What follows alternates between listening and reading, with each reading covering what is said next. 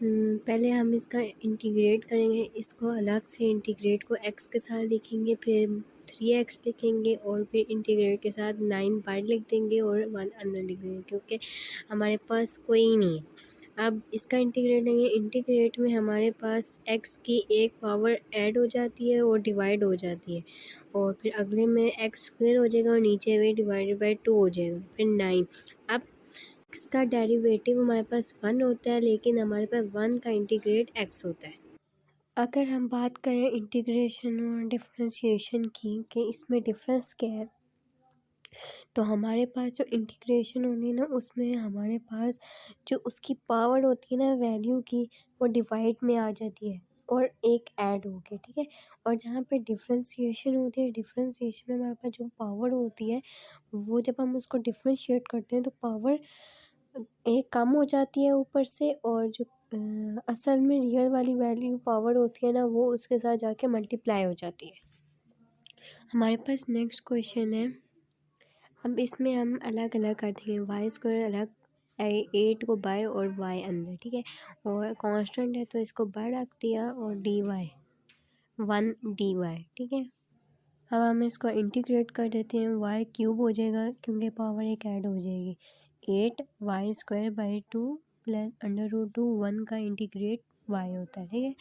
Plus सी हमने ज़रूर लगाने क्योंकि कांस्टेंट है, 2 4 के साथ कट हो गया, ये cube 4y² plus √2 y plus C जो होता है हमने हमेशा लिखना होता है। और नेक्स्ट क्वेश्चन में हमारे पास √2y को इंटीग्रेट करना है, dy plus 1 divided by y² dy।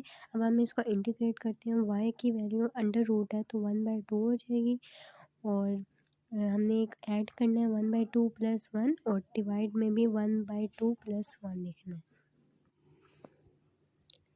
y ऊपर चला जाएगा, y -2 हो जाएगा, dy +1 -2 + 1, ठीक है। अब 1/2 + 1 क्या होता है, हम इसका एलसीएम लेंगे, 2 उधर चला गया तो हमारे पास आ गई वैल्यू 3/2। हम y के ऊपर 3/2 लिख देंगे और नीचे भी 3/2 लिख देंगे क्योंकि वही चीज़ आ रही है, और प्लस y -1 हो जाएगा और नीचे -1 हो जाएगा। अब अगले में हम ये वाला क्वेश्चन उतार लेते हैं ताकि हमें इसकी आसानी हो करने में। मैंने उसी तरह क्वेश्चन उतार दिया।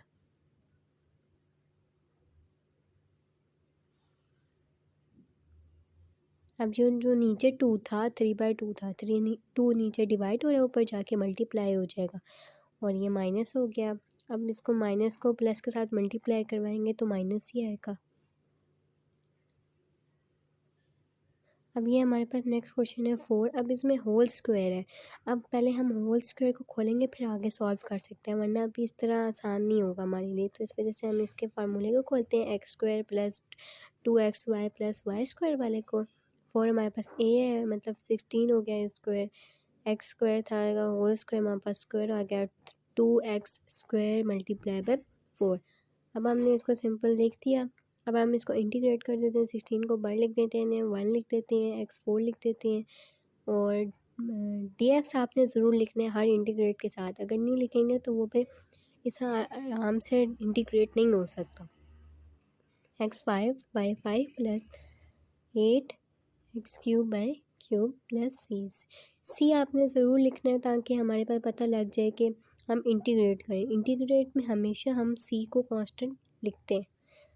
अब ये 1 + x है, x1 - x², पहले इसको मल्टीप्लाई करवा देते हैं आपस में ताकि हमें आसानी हो जाए आगे सॉल्व करने में, ठीक है।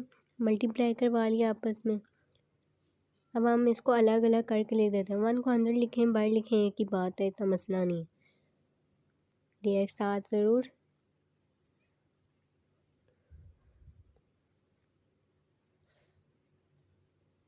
वन का इंटीग्रेट हमारे पास x होता है, ये तो आपको पता है।